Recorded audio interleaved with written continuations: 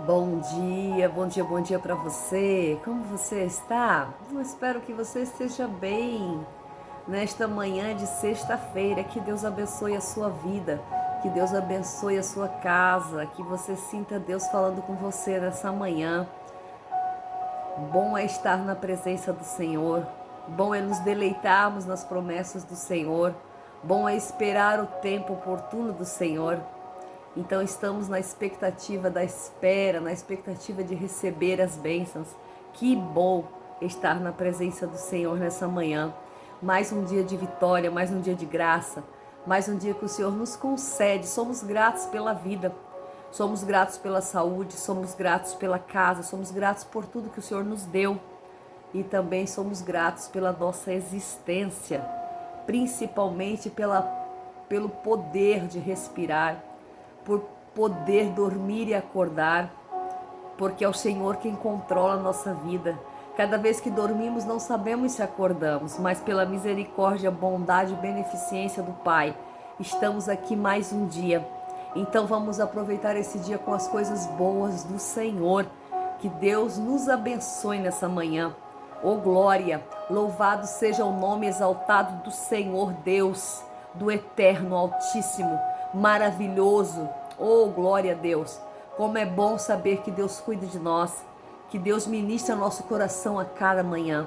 E nessa expectativa, nessa boa vontade que o Senhor nos dá todas as manhãs, vamos pegar a nossa palavra, vamos pegar a nossa Bíblia, a nossa bússola diária e entender o que o Senhor quer falar conosco hoje, na nossa campanha Restaurando Estruturas. E você, como é que está? Tem muita estrutura caída aí? Tem muito muro quebrado? Tem muita brecha? Pois é, por isso estamos fazendo essa campanha, para nos restaurarmos, para levantarmos muros, edificarmos áreas da nossa vida que estão destruídas, edificarmos áreas da nossa vida que estão quebradas. Oh, aleluia! Como é bom saber que Deus está restaurando o nosso ser. Aleluia! E como é bom entender que Deus está no controle da nossa vida e nos dá força todos os dias para esta restauração. Nos dá força todos os dias para esta restauração que Ele está fazendo no nosso ser. E já posso ver a diferença em muitas áreas da minha vida que Deus está trabalhando. Amém? Pegue aí a sua Bíblia, livro de Neemias, capítulo 4, versículo 7 em diante, vai dizer assim: Mas quando Sambalate, Tobias, os arábios, os amonitas e os asdoditas ouviram que a restauração das muralhas progredia e que as brechas já estavam sendo fechadas, iraram-se muito. E todos eles conspiraram para lutar contra Jerusalém e suscitar confusão ali. Então nós pusemos a orar diante do nosso Deus e por causa deles montamos guarda de dia e de noite. Então disseram os filhos de Judá: as forças dos carregadores se esgotam e ainda há muito escombro, de maneira que não podemos reedificar a muralha. Os nossos inimigos, porém, disseram: não saibam disto nem o vejam, até que entremos no meio deles e os matemos, e assim faremos com que suspendam a obra. O inimigo veio para matar, roubar e destruir. Esta palavra é clara e concisa. O inimigo veio para matar, roubar e destruir a nossa vida. Ele não quer nada com a nossa felicidade. Ele quer simplesmente destruir qualquer pontinha de felicidade que nós tenhamos. Ele quer destruir a nossa vida através das doenças, através das confusões, através daquilo que nos afasta da presença de Deus, através das dissensões, das discórdias, das brigas. Tudo isso o inimigo quer fazer. Ele quer lutar para acabar conosco. E aqui nós vamos ver nessa manhã, como nós vimos ontem, que eles estavam irados porque eles estavam reconstruindo a muralha, né? Sambalate, Tobias e Gesem. Mas aí eles oraram a Deus e conseguiram terminar aquela parte da muralha, encostaram uma muralha na outra, mas não estava, os muros não estavam muito altos ainda, mas eles conseguiram unir uma muralha na outra. E aqui nós vamos ver, a partir do versículo que eu li hoje, que agora aumentou o número de inimigos.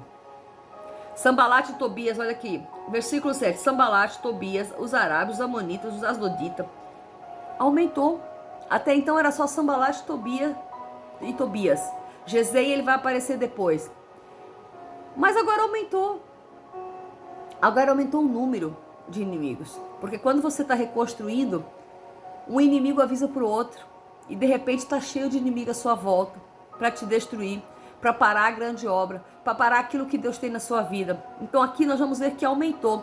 E ele diz aqui a palavra que eles ficaram muito irados. Se iraram muitos e começaram a fazer planos para destruição. Começaram a fazer planos para destruir aqueles que estavam reconstruindo a muralha. Imagine que eles não tinham nada a ver com aquilo. Eles não tinham nada a ver com a reconstrução de Jerusalém. Porque eles eram de Samaria, eles eram de outros lugares, das circunvizinhanças. Mas eles não tinham nada a ver, eles receberam cartas para poder deixar eles passarem e fazer a reconstrução. Cartas de quem? Cartas do rei que estava sobre eles também. Mas eles queriam destruir. Muitas vezes tem gente que se meter da onde nem foi chamado. Eles não tinham nada a ver com aquela reconstrução de muro. Mas o inimigo não quer ver nada reconstruindo. Não importa se faz parte da vida dele ou não. Não importa se afeta algo da vida dele ou não. Ele já começa a se meter, se colocar para destruição. Então não adianta. Quando nós estivermos reconstruindo algo, saiba que vai se unir muitos inimigos para destruir. Saiba que vai se unir muitos inimigos com estratégias para parar aquilo que você colocou no seu coração de fazer. E aqui nós vamos ver que estava escrito assim: quando eles souberam que já estava fechada a reconstrução, eles se iraram. Aí eles viram, poxa, eles conseguiram fechar uma parte do muro com a outra. Realmente eles conseguiram fazer isso. Realmente eles unidos são mais fortes, veja isso. Eles se uniram, cada um fazia a sua parte, nós já vimos até aqui. Cada um construía a sua porta de frente da sua casa. Cada um fazia a sua parte de muro, as famílias se uniam, se colocavam na posição. Até as mulheres foram para a construção das filhas de Salém. Todos se uniram para reconstruir Jerusalém. Todos se uniram para reconstruir as muralhas quebradas, as portas do templo. Todos se reuniram porque sabiam que muralhas derrubadas, facilidade para o inimigo. Chama de inimigo, chamada para o inimigo. Muralhas derrubadas é chamada para o inimigo.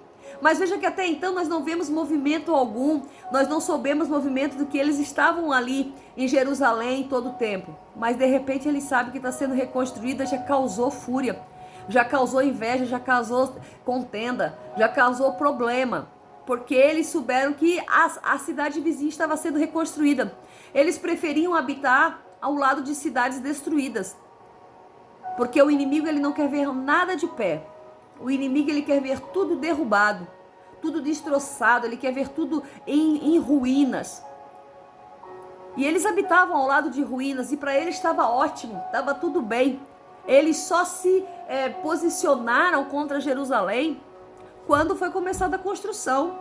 Então nós vamos entender que de repente quando as pessoas veem, a gente entende isso, que quando o inimigo vê que nós estamos derrotados, estamos caídos, estamos por terra, ele não se envolve com a sua vida, para ele está tudo bem. Veja que às vezes nós dizemos, porque quando eu estava no mundo, quando eu bebia, eu fumava, quando eu me prostituía, quando eu roubava, quando eu fazia tantas coisas ilegais, tantas coisas erradas contra a vontade de Deus, eu não tinha metade do problema que eu tenho hoje. Eu era saudável, eu era bom, eu vivia feliz.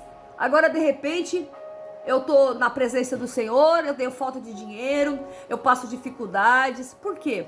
Porque o inimigo não quer que você se reconstrua. O inimigo não quer que você reconstrua a sua vida, que você se reestruture. Para o inimigo, enquanto você estiver na sarjeta jogado, para ele é o suficiente. Então ele não se posiciona contra você. Ele ainda te ajuda, né? Ele ainda abre caminhos para você se colocar na sarjeta cada vez mais. Mas busca a presença do Senhor, se coloca na presença do Senhor, começa a reconstruir, começa a restaurar aquilo que está quebrado e você vai começar a ver as barreiras do inimigo se levantando na sua frente. Mas nós vamos ver aqui que o inimigo tentou se levantar e todos conspiraram, veja aqui, todos conspiraram para lutar contra Jerusalém. Todos conspiraram para colocar confusão naqueles que estavam construindo. Porque quando o inimigo não pode vir e derrubar por ele próprio, ele coloca confusão no local, ele coloca briga, ele coloca contenda. Então eles queriam colocar confusão no meio da construção, no meio da reedificação. Veja que no versículo 8 está falando sobre isso. Aí, quando eles começaram a colocar confusão, veja o que diz no versículo 9. Nós nos colocamos em oração diante do Senhor. E qual foi essa estratégia que o Senhor deu? Nos colocar em oração e montamos guarda dia e noite. Então a estratégia que o Senhor deu foi essa: colocar guarda, se colocar em posição de vigília. Se colocaram em posição de vigília dia e noite. Tinha alguém acordado cuidando das muralhas. Tinha alguém acordado cuidando da construção. Porque esta foi a estratégia que o Senhor deu após eles orarem. Se colocar de guarda, de vigília. Aleluia. Mas aí eles se colocaram de vigília. E aí vem os filhos de Judá e diz: as forças dos carregadores se esgotam. E tem muito escombro. E nós não podemos reedificar a muralha. Ainda existia muito escombro, ainda existia muita sujeira das muralhas antigas caídas. Ainda existia muitas madeiras jogadas ali, que estavam impedindo a reconstrução da muralha por total, para cima. Porque até chegar uma na outra tinha chego, mas ainda estava baixinha. Então havia ainda muitas madeiras, muitas coisas caídas, muitos pedaços. E diz que as forças deles estavam se acabando. As forças dos carregadores estavam se acabando. Eles não tinham mais força para carregar a sujeira para fora, para poder reconstruir. Eles não tinham mais força. Já parou para pensar nisso? Quantas vezes nós estamos com tantos escombros, com tantas situações difíceis do passado? Quando eu falo de escombro, eu falo do passado. Quantas vezes temos tantos passados em nós que não conseguimos reconstruir à frente, não conseguimos reconstruir o futuro, não conseguimos nem reconstruir o presente, porque estamos cansados de carregar escombros, estamos cansados de carregar madeira velha, estamos cansados de carregar tantas coisas que carregamos na nossa caminhada. Então eles estavam sem poder reconstruir devido à falta de força desses carregadores. E aí o inimigo vai dizer assim: já que eles estão cansados, já que eles estão sem forças, então nós vamos nos colocar no meio deles para matá-los. Olha bem, eles queriam matá-los. Não saibam disso, nem eu vejo que até entremos no meio deles e os matemos. Assim nós faremos com que eles suspendam a obra. Por isso que eu disse, o inimigo veio para matar, roubar e destruir. E eles queriam matar os trabalhadores da reedificação.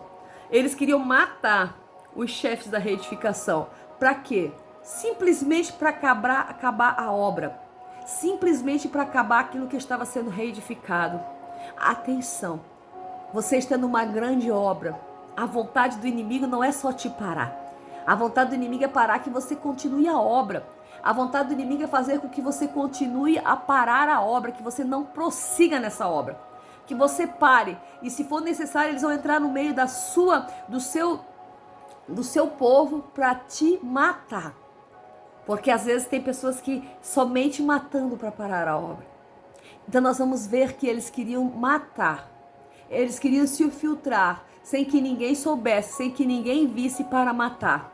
Mas a gente vai entender que eles estavam de vigília dia e noite, para que a construção continuasse, para que a reedificação continuasse, de vigília dia e noite, guardando, fazendo guarda naquelas muralhas, mesmo o povo cansado, mesmo o povo sem força para continuar a tirar os escombros, mas ainda havia esperança na reconstrução.